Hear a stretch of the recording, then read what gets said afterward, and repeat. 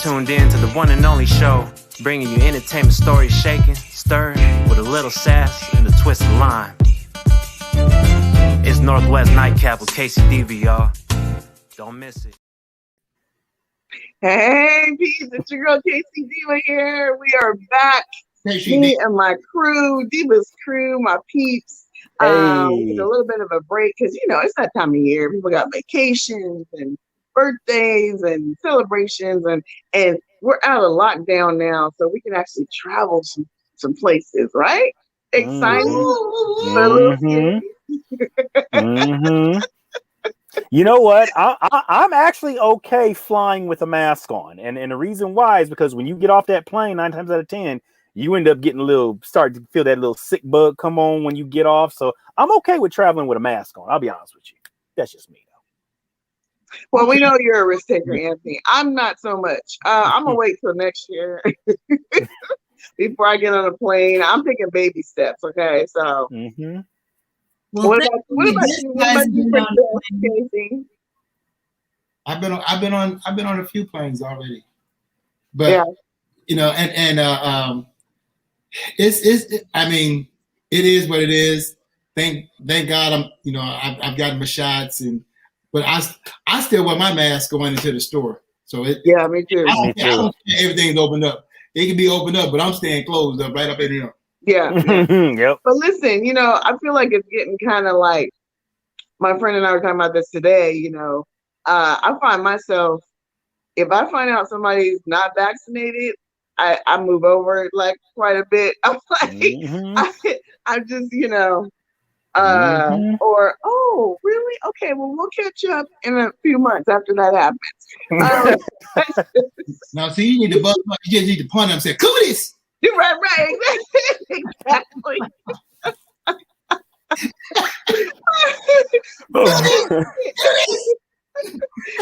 Oh man. Okay, let me do a formal introduction though. Since we got way off the topic we're supposed to be on, but that's okay. Welcome to Northwest Nightcap. I'm K-Cee Deeva. This is my crew. I'm gonna start with introducing the beautiful, the lovely Princess Robin, host of Traveler's Guide to Venus and Mars, and my dynamic duo buddy. Hey, girl. We have a little Nat friend in here, so we were a little. You say Nat? You know? Yeah, Nat trying to get and his last name ain't King Cole or Turner.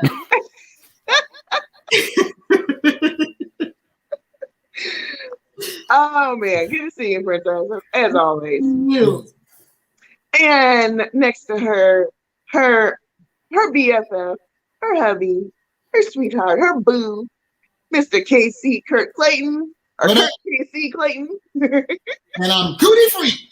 And you're cootie free. I love it. Me too. We are cootie free. And Mr. Cootie Free K-Cee is also the musical director for the legendary R&B band Confunction.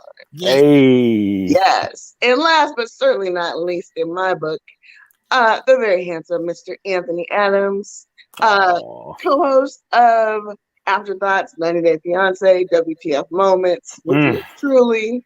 Yes. Woo, we always have crazy stuff to talk about. I got to post our show. Yes. Thank you for having me. Good to be back with all y'all again. You look so lovely. Deeva, are you in a new studio?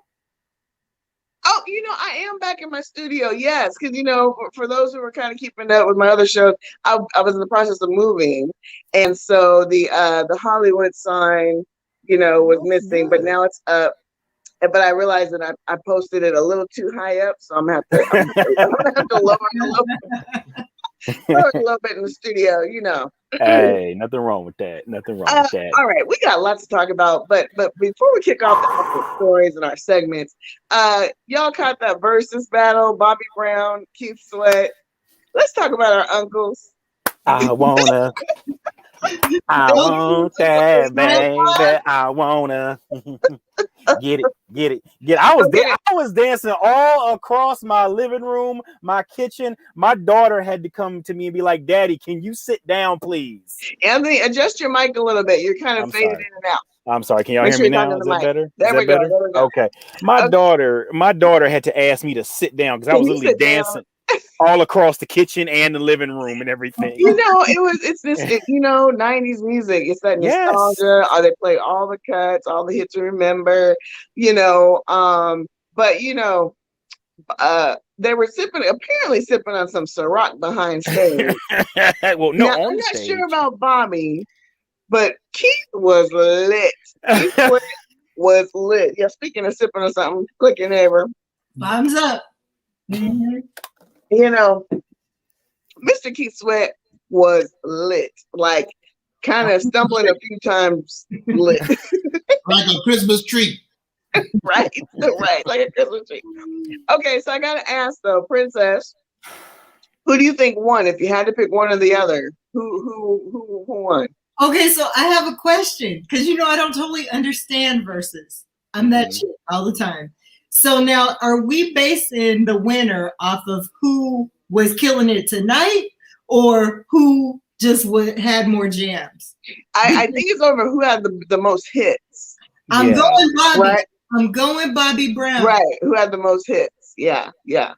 All right. K-Cee, you're not in agreement. You think Bobby Brown? Yeah. Oh, totally. I mean, one thing that I like that they did do, which main thing that Keith did, he made sure that because he told Bobby, "Oh, you want to go there? So let me go to my pen." Right? Because there's a lot of songs that were hits that Keith wrote that a lot of people didn't know that he wrote those songs. Right. I didn't know that. Oh yeah. Yeah, I didn't realize, like when they broke out with Less Chill, I was like, Less Chill. I didn't. Just Got Paid, Friday Night, all that. See, I got confused for a minute because I thought, why is he bringing these songs? And then I'm like, wow, like I didn't know. He said Bobby cheated. He said Bobby because cheated. Bobby started putting the Bobby cheating. Anthony, who, if you had to pick one, who's your choice? Okay. First of all, how's my mic sound better now? Cool. Yes. You know what? My money was on Keith the whole time. But honestly, I forgot about how many actual hits Bobby had because I thought just that one album. I gotta call this a draw. Because I knew a lot of the records they were playing. I knew them. I knew the lyrics. I was singing and dancing, like I said, across my living room to all them songs they played. So I gotta call this one a draw. I gotta call it a draw because that's what it was. You know what the biggest winner was? Teddy Riley, because half his songs were his. Right? Click your neighbor. Well, Teddy went against. If you remember, though, Teddy went against Babyface and kept having technical difficulties during that versus battle. He didn't understand the technology. That versus battle. That was the very first one. That was like like last year we were all still in lockdown. Yeah. That was so. His technical difficulties were so like off the wall. It made CNN's website. This is before everybody realized you can't have your phone on and a whole lot of streaming devices. Right. But everybody in the room had their device on trying to look at it. And now, but now that we got all the bugs out, they need to have a remix. Now we know. They do. I mean, Teddy was trying to have like a whole band and everything. Have a whole concert. Exactly. Babyface was just sitting there with a computer and a Bluetooth speaker, and that was all he needed. And a guitar, like I'm just going. Just killing it. Yeah, it was. It was a good one. I really enjoyed these. It was funny to me though because both Babyface and Teddy Riley are producers. So it's funny how Babyface was up in the, kind of up in the know, but poor Teddy Riley was struggling for a minute. But it's all good. No, it was a hard one for me because I know all the Keith Sweat songs, even the ones that were written and whatever. I knew all the Bobby Brown songs. But if I had to weigh the two on like hits, I'd have to say Bobby Brown because he had those those club hits that you come on the He club, did. sweating, and, you know, sweating out your hair, and, you know, whatever, dancing and stuff. So I gotta say, Bobby. Yeah, all I know is this: is that it. I'm going to definitely probably watch the Bobby Brown story again tonight. I'm gonna watch that. I like yeah, Woody McLean, I think his name. yeah. Yeah, he's good. He's good. I'm definitely gonna have to watch that. And you know, I mean, it's just one of those things where it takes you back, and you just have so much fun because the music was just about having fun, and right. That's all it was about. And so, and I love the fact that we have these verses because it really what it's about. Princess Robin, it's about just giving each other your flowers. That's all it is. They're not actually battling each other like you think they are. It's we're just showing appreciation. That's all. And it's showing mutual respect for each other. Mutual respect. Yep. All right, let's get to some stories. We gotta talk about this, y'all, because this is breaking news as of yesterday. Bill Cosby was released. Bill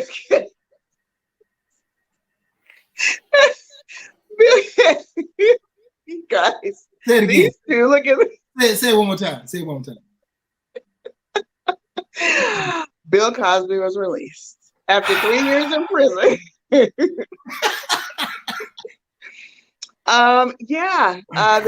let him go. He was to serve 3 to 10 years is what it could have been.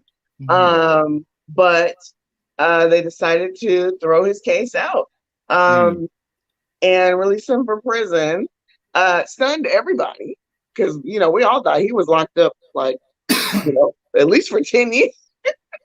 You know, so thoughts, you know, he's 83 and there was some, you know, some people believe that, you know, the allegations that, you know, for those maybe who weren't keeping up at all, you know, he, let's see, 2018, he was sentenced because women started coming out of the woodwork saying that he was, you know, they had been to his house and he had dropped a little something to drink. And, you know, he was allegedly had, you know, sexually assaulted them. People, you know, famous people like supermodel Beverly Johnson, you know, some no names that came out as well. I was on the fence initially, but for me, when Beverly Johnson came out, I thought she's pretty reputable. I mean, she's, you know, she seems to have always kept her nose clean, if you will. That made me go, okay, maybe there's smoke, there's fire, there's something to this. I don't know how I'm feeling about him getting out. I don't know how long the sentence should be. I'm starting with you, K-Cee. What are your thoughts? Like I told Robin, Bill Cosby doesn't pay any of my bills. He doesn't feed my family. I really don't. It just shows you. I think a lot of people are in an uproar because not just because it was Bill, but at the same time, Bill's black. Let's just keep because white people get out all the time on technicalities and nobody says anything. I'm gonna call a spade a spade. It is what it is. Yes. The only difference between Bill and them was the fact that he's black, but at the same time, it also shows that he had money to keep lawyers on a retainer to keep working his case. Right. You have a lot of people of color that don't have that luxury, that are completely innocent of the charges. Yeah, but they're serving time because they had a public defender. A lot of times they're just having to take a deal. Yeah. You know, because the public defender didn't want to represent them, and you know, all the stuff is circumstantial and all that kind of stuff. So to me, you know, I think it was reported that part of the technicality was one of the people that that testified had settled a suit. So you can't have it both ways. I'm not saying that he is, you know, squeaky clean, but you can't settle, got money for the situation, and then go back and say, well, I'm going to testify. No. Right. So once again, that's, you know, that's, but once again, there's so many loopholes, and we don't get the, you know, the benefit of the loopholes. Well, it was kind of like OJ, right? Like, you know, everybody knew OJ was guilty. I mean, but don't start.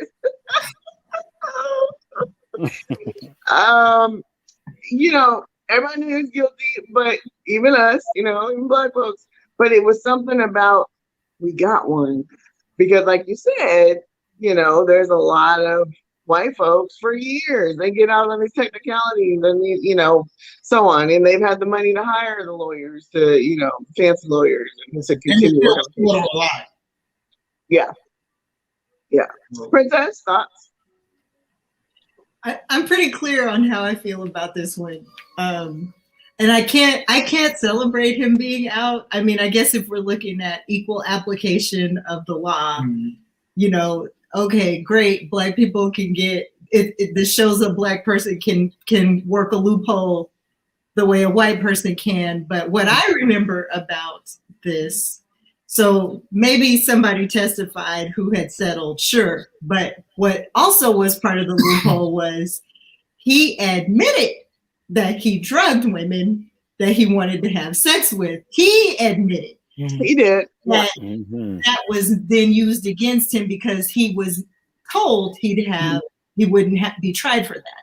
So I think it's pretty clear there's some guilt here, and he has something to be held accountable for by his own admission. Maybe, some of them 50 women were, exaggerating or making stuff up or whatever, but I don't believe 50 women told lies. I think I pretty much believed Beverly Johnson's story, and she didn't say he assaulted her. She said she got away because she realized, holy crap, I'm drugged. Right. To get out of here. Right. So that I think it's pretty clear there's something fishy here. Yeah. Now, I don't know. Is it a wash? He did sometime on a technicality, I don't know. My heart is heavy about it. My heart is really heavy. And so you don't think 3 years was enough?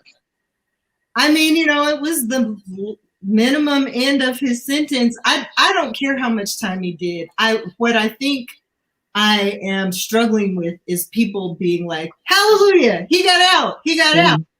Then I'm like, well, he, by his own admission, did something that was on the spectrum of sexual assault. Yeah. And so I can't celebrate it because he's not an innocent man.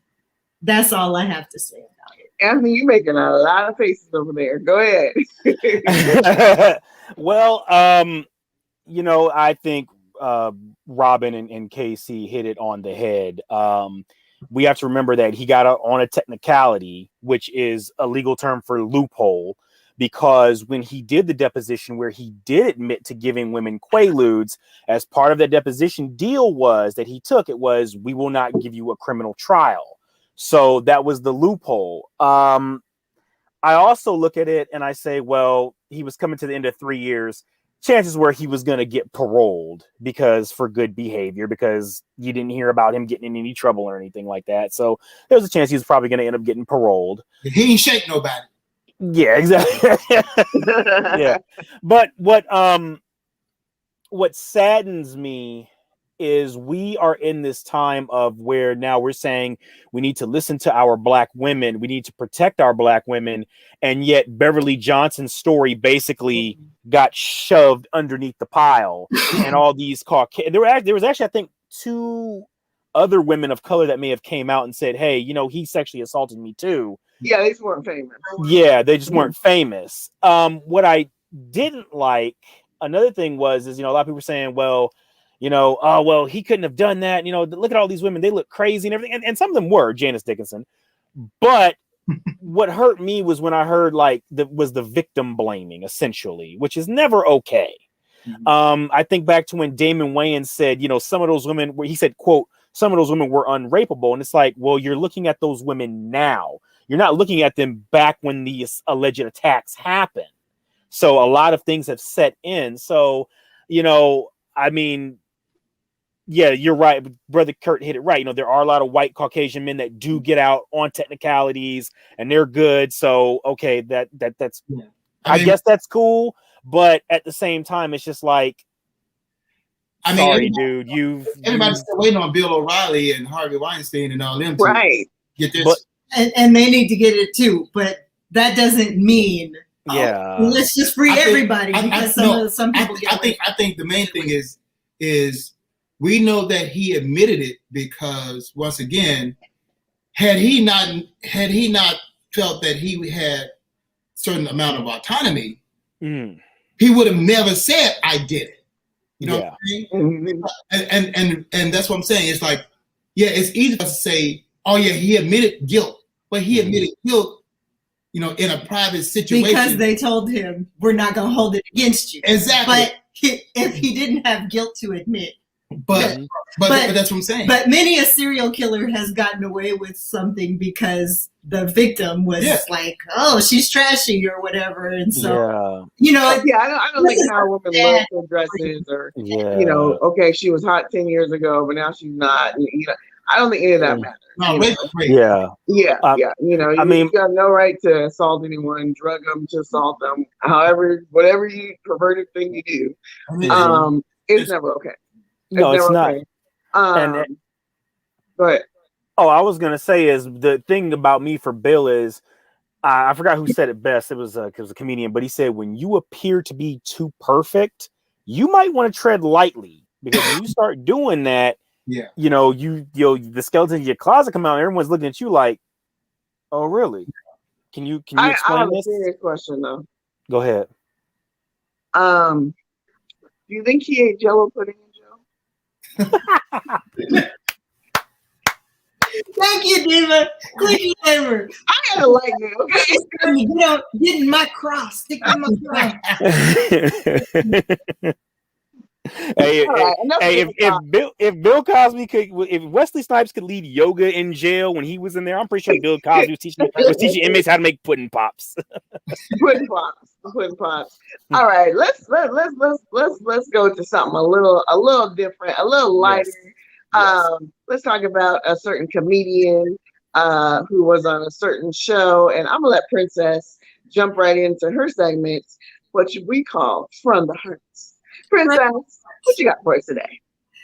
This comedian that we speak of is Mr. Kevin Hart. So he made an appearance on Red Table Talk. Some of you may have seen or heard about it. And he was interviewed actually by Will Smith. And without getting too deep into the whole conversation, which I thought was really a powerful conversation, it was about fatherhood, really, in a nutshell. But the segment that I saw that caught my attention was Will grilled him a little bit about like what was the fallout when the things went public about your cheating. Oh, right, yeah. And so it intrigued me because he had to say, like we all understand the impact to our significant other and the hearts that are broken. But in this case, they talk about the impact to the children. And I felt like that was a whole level that we don't talk about that when we talk about cheating. I know we certainly haven't, but we will someday on Traveler's Guide to Venus and Mars.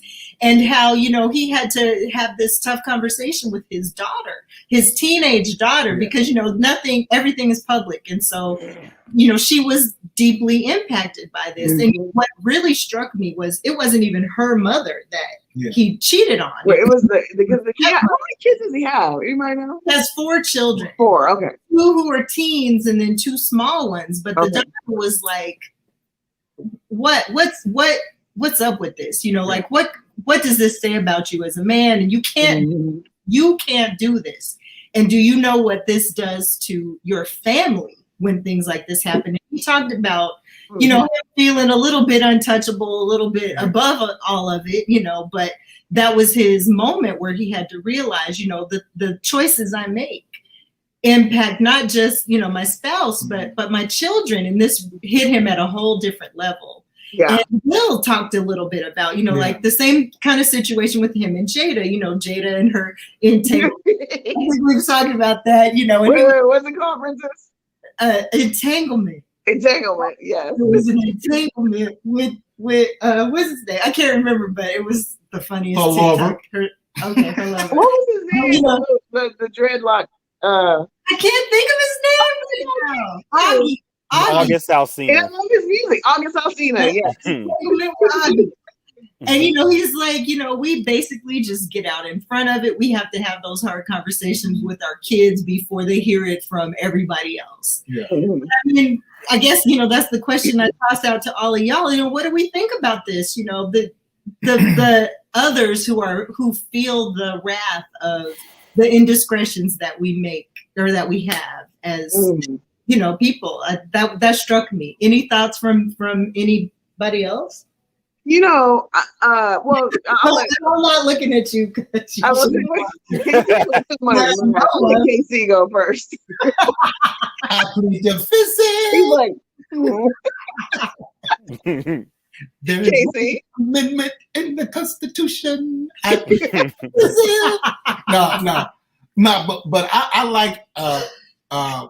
First of all, I love the interview because they both kept it very, very real. And a lot of times you don't hear from a man's perspective. Mm-hmm. And I love the analysis that Will said about being in the eye of the storm, right? Oh, yeah. Which was really, really powerful because he said because for the most part, like as celebrities, they're in the eye, so they don't feel any of the impact. Right. But you go one step either way, and everything else, it's like, and so all the other people are outside of it. Right. So them, it's like, forget about it. It's going. They're like, and the people on the outside, no, I can't forget about it. You don't understand how it's impacted me. I gotta go to school. I gotta go to work. Mm-hmm. Yeah, all my Yeah. friends are showing me this, and they're talking about it. And that affects them. And so when he made that analysis, it really hit home because a lot of times you don't realize all the people and all the situations that you're affected, because a lot of times, for a lot of us, we I'm the type, I shrug stuff off and it never bothers me. Mm. But it did make me stop and realize that, you have to consider the people around you. Right. Them, and I mean, I think, where, okay, in Kevin's, when that first happened, when the story first broke, I giggled to myself, first of all, because I'm just like, I'm looking at him going, this little dude, like, he wasn't famous, like, when he became all this action. But anyway, right. So that struck me first. And then I thought, okay, so here he is. He's mega famous, at the peak of his career, top of his career, top of his game, the whole nine. He's got an entourage. I think he was at a club or something, and he's drinking, and so he's not in his right frame of mind. He's gassed up by his boys, and he's got the Ciroc, and he's, and he's not thinking, damn Ciroc. how am I gonna, impact it? I thought it was the dark liquor. This is everybody's judgment. That's Ciroc. Don't blame on the alcohol. Don't blame on the alcohol, right? But I'm just saying, he got caught up. He got caught up, and to Princess's point, he's not thinking though. He's not thinking rationally. He's not thinking the outcome. He's thinking about what he wanted in that particular moment. So, I don't know, Anthony. Do you think, because I feel like people didn't make a real big deal about it, right? Like we heard about it, but there's been other celebrities that have had tawdry affairs, and it's all over, and people are talking about it forever, and judging and social media, whatever. I feel like it happened. He did an apology on social media, and then that was kind of it. We didn't hear much more about it.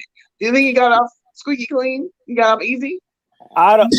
Professionally, yeah, but we don't know how his wife took it at home, how the punishment he had to go through there. And so the one thing that we also have to remember is he got ahead of the story. He's like, look, it's very situation, but he also said, you know what? The reason why I'm coming out and telling you guys this is because somebody is trying to blackmail me. So he was like, you know what? Instead of me, this is a situation. You guys are probably gonna hear about this, but let me get ahead of this so I can take the power away from this person from trying to destroy, me and my family. I've already hurt my family enough, so let me go ahead and tell you guys this. And I think a lot of people, they were like, you know what? Even though it wasn't cool what you did, we respect you for coming out and saying Coming something. out ahead of time, yeah. So yeah, getting ahead of time. And brother K-Cee Kurt, I have a secret document I think you'd like to see. It says fifth. There is one constitution. I can only choose. He said I can only choose one. He said, I plead the fifth. Brother Kurt, go ahead and ask me a question. Ask me a question. What? I am dead. I am dead. Crazy. But look, before we leave this, I want to say there's a reason that I have this motto: cheat on me, dead to me. Cheat on me, dead to me. Not just because you made me mad, but you hurt my children. You done hurt everybody. Right. The accountability. So the next time we all do that, I fall down a lot. Negro, if you cheating, you won't be you be dead. If I have a band-aid on K-Cee, just blame it on the alcohol. That's all you gotta do. Rock. All right, let me quit before I get my bro in trouble. Let's go. Move on. All right, let's keep it moving. You know what? I'm gonna jump on into K-Cee's corner because we're all over the place tonight, and the stories we have are good, but this conversation is just even better. What you got for us tonight, K-Cee? What knowledge are you gonna drop on our industry folks out there? It's very simple. There's a song that a young lady that I had a pleasure working with years ago, Ann Nesby, who was with Sounds of Blackness. So she had a song years ago called "Put It on Paper." So one thing that I tell everybody, especially now, and even in a recent business transition that I had to go through, luckily we had our paperwork, because it was a situation where one of the people involved in the deal kept trying to change the deal. Oh. Kept trying to change the deal. Got amnesia about the conversations that we didn't have. Oh. Right? We got the lawyers involved and all this. But once again, we had paperwork. So, and even then, and he would try to rectify stuff. Well, let's do this. And we said, okay, we'll agree to that. And then he would veto what he even suggested. Wow. But that's why the main thing I tell you in any business, it doesn't matter, just entertainment, but business in general, get it in writing. Because people will have amnesia at any time when it suits their needs. Yeah. Especially when they start seeing a situation becoming more lucrative than they thought it could be. Then all of a sudden, it ain't about, hey, we cool, we did this. Like, no, it's about, let me get mine. Right. Right. You protect yourself by putting it on paper. Even if it's just a napkin. Before we go deep into this, boom, boom, boom, boom, boom, boom. So that way, when the lawyers get involved, you already have something that has been discussed, talked about, agreed upon, and nobody can go back, with revisionist, history about what you do. So put it on paper. Yes. I didn't say that. That's not what I said. You heard wrong. And through the history, especially of this industry, it has always happened like that. People get amnesia because they didn't know the business, they didn't know how things work, they didn't understand, and sometimes people will tell you one thing to get you to sign, and it actually be a different situation. It's too late, because at the end of the day, if you go to court, it's going to say, "Are you of legal age? Did you read the contract? Did you sign this? Did you?" And if you didn't understand it, that's your fault. Right. So once again, put it on paper and understand what's going on. Even if it's simply phys-if. I get a phys-if Yeah. It's simple as that. Because it doesn't have to be the party or the first partner. It doesn't have to be just something that everybody understands. Yeah. And sign it. Simple as that. Put it on paper. That is my take for the day. All right. All right. Well, I got my stack of paperwork for you here. We'll see you guys after the show. All right. Well, you heard it here first. Read before you sign, people. That's just common knowledge. And if you don't understand what's on it, that's what lawyers are for. Yes. They're trained to do this. Ask somebody. And people will say one thing, but if it's not on the paper, it doesn't mean anything. Yeah. So once again, understand what you're signing. Jerry Heller. Yeah, right. Exactly. All right. That's seen in Straight Outta Compton. Okay, let's jump into this story because this broke yesterday as well. Speaking along the lines, I hate to have to report this, but since we're on the topic of misbehaving celebrities. So you guys remember Disney star?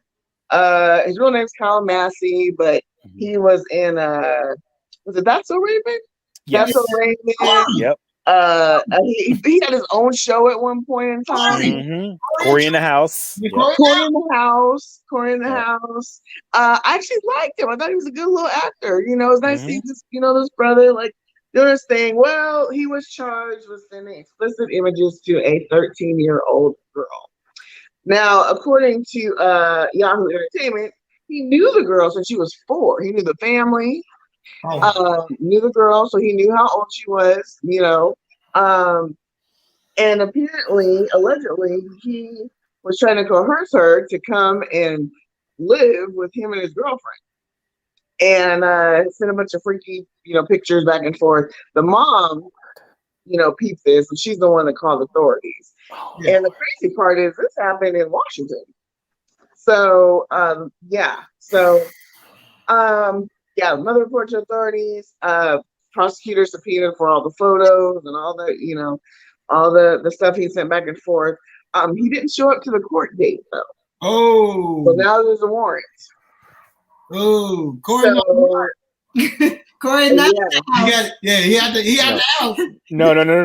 Corey in the big house. Corey in the big house. Boy, break out the orange jumpsuit. Corey in Canada.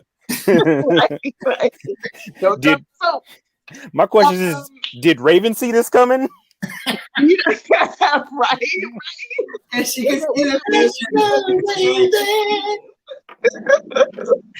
Okay, so at least in this article, she hasn't said anything as of yet. I'd be curious to see what she has to say. But so he claims it was an extortion case, that this family's just trying to get money from him. But all the pictures are there, the texts are there. He's 29, by the way. Okay, so you do the math. 29, 13. My question to you all is, not necessarily this type of offense, but I know there's a pattern with the child stars, right? I mean, looking even way back to people like Todd Bridges, Gary Coleman, actually that whole crew, the sister, I forget her real name, but she played Kimberly, the sister, on the show. A lot of these, not all of them, but there's a lot of child stars that once they leave, once they don't have those shows anymore, then they get typecast. So it's hard for them to find other work. And then they just go downhill, and they do something like this or, in fact, there was another, he was in That's So Raven too. Remember, was it the friend or Eddie? Yeah, the dreadlocks. You know what I'm talking about? Eddie, Orlando Brown. Yes. Then he went cuckoo for Cocoa Puffs and started saying Michael Jackson was his daddy. What did he do? Michael Jackson. So he went on Dr. Phil. This was probably about 4 or 5 years ago. He was on Dr. Phil, and he was dead serious. He said Michael Jackson was his dad, and Dr. Phil was like, what makes you, what makes you think, it was a whole thing. He was saying a lot of wild stuff, and his friends and family, his best friend, begging to go on Dr. Phil and thought Dr. Phil could help him. I mean, this dude was so far gone, and I don't know if it was drugs. I don't know if it was mental, but there's something about these childhood stars that, for some reason it just, so my question, I guess, to you all is it, do you think, is it the pressure of having like all this fame and money like that young? Is it the people that are around? Anthony, you're nodding your head. What do you think? What makes them snap by the time they're like 20, 29, 30? I think it's a mixture. It's a cocktail of they were the ones that were making the money for their family. You give a child who has never worked a regular job in their life suddenly $2 million per episode, and they're living large. They don't know how to balance a checkbook, let alone manage a bank account. Then, like you said, the show gets canceled. They get typecast. It's hard for them to find roles because everybody sees them as a little kid. And, and all of a sudden then once the fame fades and they're doing these reality shows for the quote unquote has-beens, they become laughed at and they're upset because they're still, I forgot who said it best, but they said, I think it was Jay-Z said, fame is the worst drug to man because you're chasing, once you get that first taste of fame, you're chasing that high. Yeah. And it sets the one person I think of, God rest his soul, is the late great Merlin Santana from the Steve Harvey Show, because they said he was a child star and was famous all the way until adulthood. And then the minute the Steve Harvey Show got canceled, that's when all the roles went down and he could no longer, all these places that used to let him in, these nightclubs that would let him in VIP, they turned him away at the door because it's like, you haven't done anything. And, he ended up getting killed. He was set up, but still just that downward spiral. I think what it is, people calling you a has-been. So you're angry and you're just lashing out because you didn't know how to make that transition from adulthood to, from a childhood to adulthood properly. Right. Because when you start working in entertainment, you grow up like that. Right, you're still seen as a child, but you're expected to have the mind of an adult. Yeah. K-Cee, what are your thoughts? I see you nodding. I mean, I totally agree with everything that Anthony said. And once again, it's about they're victims of their surroundings because they're basically growing up in a bubble, right? Everybody knows them. Everybody's catering to them. And then once they're used up, then they're just kind of cast out to the world with no, it's almost like analogy, like a lot of young pro ball players or potential ball players. They've always gotten a pass for this and gotten away. Then all of a sudden, they're not the number one person anymore. Or they're cut from the team and they don't have that spotlight on them. And that's all they know. Exact same thing with a lot of these kids, because you got to realize their life is over at 16 or 17 or when their career is done, because for them that was the height of their career, that was the height of their work, and unfortunately the industry uses these kids up. And then once they're too old to do what they got to do, then they look around and say, okay, we're moving on to the next thing. And even then, like you said, because they don't know, and they're thinking the money will always be there. The fame is going to always be there. The notoriety is going to always, because that's all they've known all their lives. Yeah. So all of a sudden, when everything that you've grown up knowing is taken away from you, and nobody, and you're not on the A list anymore. You're not getting and you can't get a job. Like, what's your resume? Well, I'm an entertainer. Well, what else do you do? Right. You're like, I'm Michael. What? right. You know who I am? Yeah. But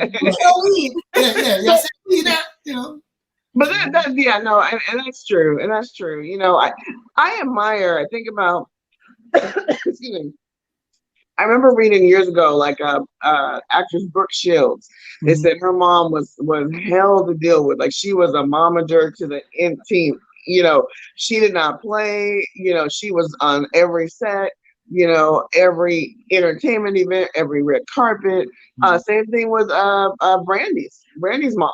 You know, she got a bad rap for, you know, being a momager and always in the mix and whatever. And you know what? I don't blame them. These are children. You have to be there. You have to watch your kids at all times. You know, the Hollywood will eat them up and spit them out. And, you know, as you've seen, I mean, they survived and they've gone on to do other things and, you know, did quite well. Princess, what are your thoughts? I just have this to say. Little known fact, I went to the same performing arts school that Jasmine Guy went to.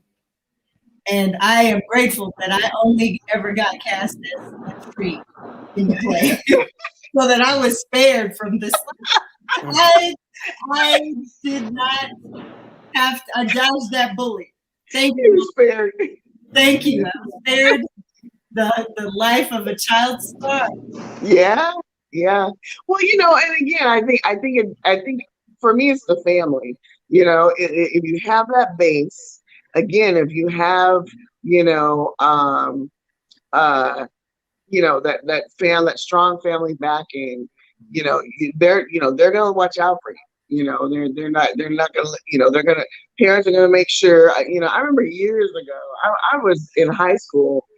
I met some guy and he's like a photographer and he's like, hey, I want to take pictures. He's, you know, doing like a local magazine, whatever. And I came home, I was all excited, like, hey, this guy wants me to model for this magazine. And my dad was like, no. And I'm like, yeah, but in this car, whatever. My dad was like, let me see the car. So he looks up, he looked him up, whatever. Turns out he was actually a local photographer. He'd done a lot of work in, you know, in the community, whatever. My dad says, okay, you can go. I'm going with you. And so we went to, I forget, the Japanese garden over like in Skyway. I forget what it's called. But anyway, we took a bunch of pictures and whatever. And he did some catalog thing. And he actually was on the up and up. But my dad did not let me out of his sight. Like, you know, and I was 16 or 17 years old, you know. So you have to be involved. He was trying to make sure you want to be Irene Cara. Say that again? He was trying to make sure you want to be Irene Cara. Right, exactly. Okay, now let's see. Take it down. You want to be famous, don't you? Want to be famous? You know? But that's why I celebrate like Venus and Serena Williams' dad. Because we ain't doing this. Yeah. And they didn't like his methods, but you know, his thing was, no, you're not gonna use my kids, and we're not gonna do this, we're not gonna do it. And even if he taught them values. Yeah. You know, and I guess the another scenario right now is the whole Britney Spears situation. Look at that whole situation now. Although that's different because her dad is part of the problem. But that's what that's what I'm saying. You have family members isn't necessarily. But that's what I'm saying. You have family members that pray as well. That's true. You know, and as a child, when you're coming up in it, you're trusting everybody. Right. Right by it. Yeah. Right. Absolutely. Okay. Gosh, time goes fast. All right. Good conversation. You know, I just remembered I was always speaking of Raven Simone, it just flopped in my head. I was always almost ran over by her in California. No, I'm not laughing at you almost getting ran over. I'm just like, the story is like, you're just like, wait, what? I was there and I had a PR business many years ago. I was there for the Black, it was a Black Film Festival. Mm-hmm. I was there with my client. We're right across the street. I literally step off. All of a sudden, he yanks me back. I'm like, bro, what's going on? He's like, you almost got run over by that. He goes, that was Raven Simone. It was a Bentley, nice Bentley too. I go, no way. So we crossed the street and she had done a U-turn and turned the corner or whatever. So I got another look. I was like, oh, damn, I almost got ran over by Raven Simone. Anywho, all right. I would have fell down and been like, my neck, my back, and my back. Oh, lawsuit. Next time, just jump on the car. Just jump on the car. Exactly. Until you get on the Like that Karen that was laying on the hood. Oh, he's running me over. He's running the car in park. He's running me over, and the car is literally in park. See, I He's need like, you really? back then. I need you with me, Anthony, because you would have told me, lie down. All right. Anthony, since we're talking to you, let's go ahead and do Kicking It with Ant. Let's find out what entertaining podcast you got for us today. Okay, so first and foremost, if you all remember a few months back, I recommended the Prince podcast by the official Prince Estate. Well, they just released the trailer for their upcoming season because they are going to be talking about the upcoming unreleased Prince album due out this month called Welcome to America. So definitely be on the lookout for that upcoming season. Another podcast that I like to listen to, and since we're talking about business and rivalries, it's called Business Wars. So they've done seasons on Nike versus Adidas. They did one, I think, on American Airlines versus Southwest Airlines. They did one on, oh golly, they've done Coke versus Pepsi. They've done and it's really good. So that's definitely another good one to check out. I just wrapped up another podcast called The 27 Club. This is documenting the music artists each season who sadly we lost at the age of 27. The first season is on Jimi Hendrix, Washington, Seattle native. Please go check that out. And then there's another one that's presented by Def Jam and the same company, Double Elvis, that does 27 Club, and the other one, Disgraceland, called The Break, which called Here Comes the Break, which is a music documentary storytelling podcast about a young, aspiring young black kid in New York and how he wants to get on the Def Jam label. Check that out. And yeah, those are the podcasts I've been checking out and listening to. So, well, thank you very much. We'll definitely check those out. Okay, we got a few minutes left, just a couple minutes left. I'm gonna throw what I like to call my little wild card story in here. We weren't planning on talking about it, but I want you guys' opinion. So apparently there was a nurse who has been suspended from her job over some TikTok videos she did. Now here's my thing. TikTok, some of these videos are just out of control. TikTok, first of all, grown folks shouldn't be on TikTok. I mean, I always saw TikTok as like a young kind of thing, I hopped on it for a quick minute. And then, somebody called me somebody's auntie, and I was done. I was like, I guess I'm too old for this. They called me one of the comments. I was like, all right, that's somebody's auntie. I'm done with TikTok. Okay. So I realized then this is not for grown folks. This is, there's a lot of grown folks on there, and I thought, okay, it might be good for business or, no. Okay. So this woman she's a nurse, North Carolina. She's on TikTok, and she thought she was doing some funny videos. I mean, they showed some of the videos, and she did one where, so she works at a nursing home, and she did, one where like she pretended she was taking, she's doing the pills for the patients, and then she took a couple, and she did some more, she did a few skits that, some people found funny, but a lot of people found offensive, including some of the patients' family members who happened to catch these on TikTok. And she was doing these while she's at work, by the way, as well. So she's in her scrubs, she's doing the thing. And so her job has suspended her. She did other things like, lying about the vital signs, like, acting as though she doesn't care, a patient, passes away, and it's like, I gotta file my nails, whatever. So, some of the stuff is, maybe a little too much. I did watch some of the videos. Some were kind of like, okay, that could be kind of funny, I guess.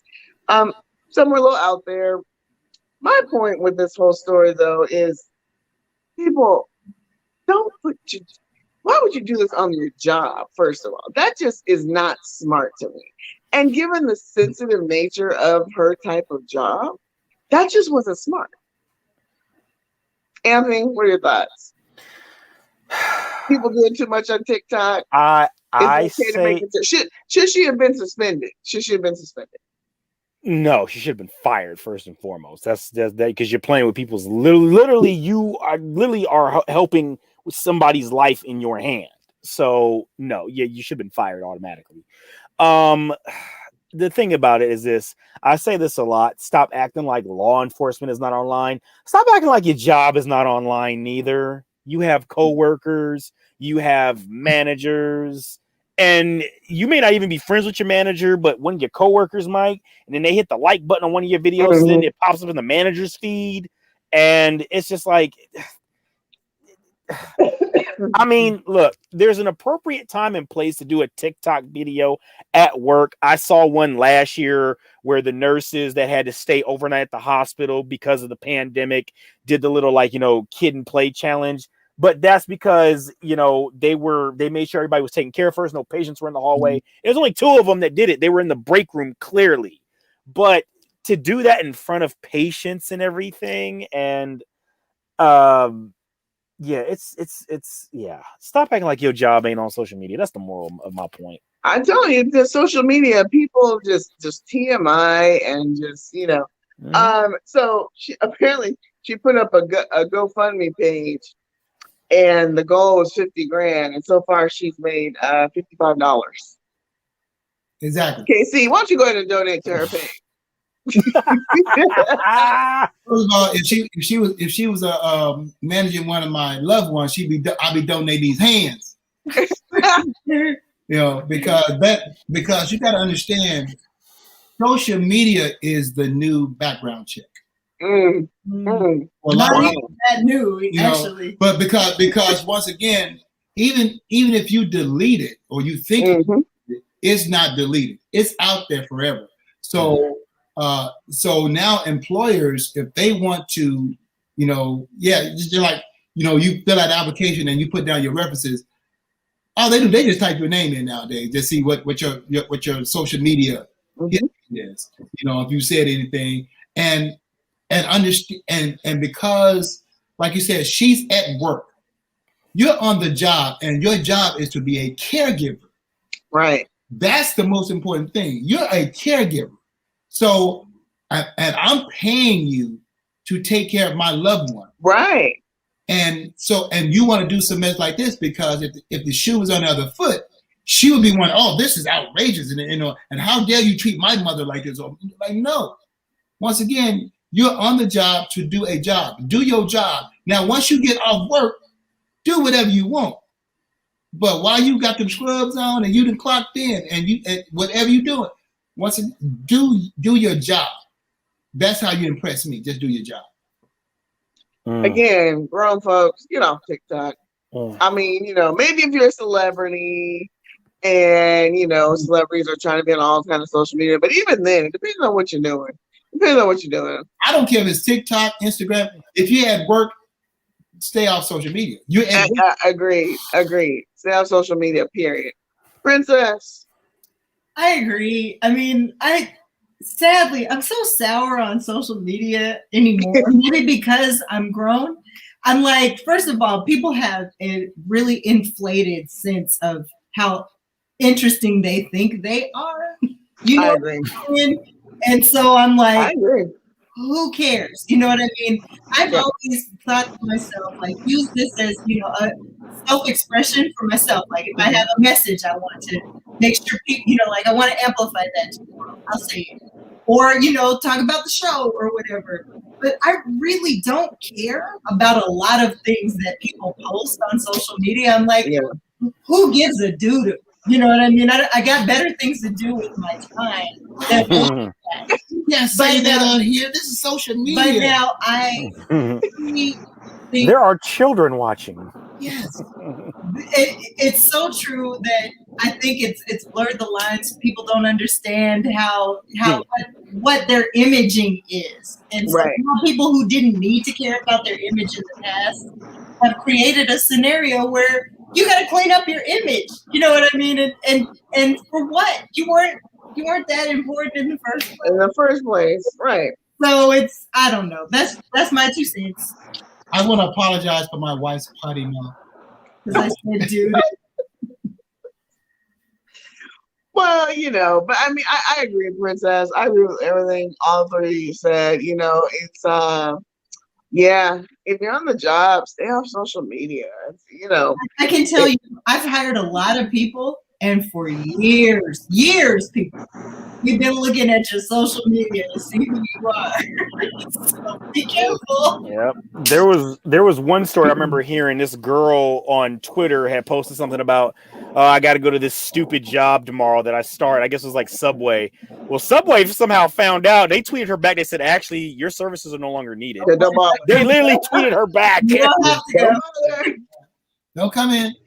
All right. But it has been fun as usual.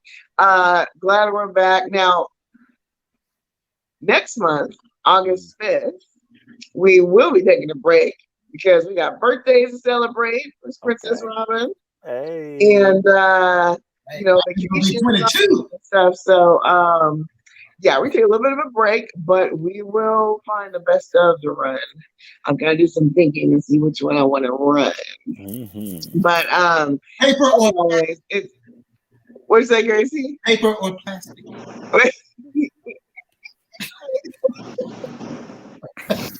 I'm gonna put him to bed, guys. I'm gonna put him to bed. It's time to say goodbye, and we'll be back in September.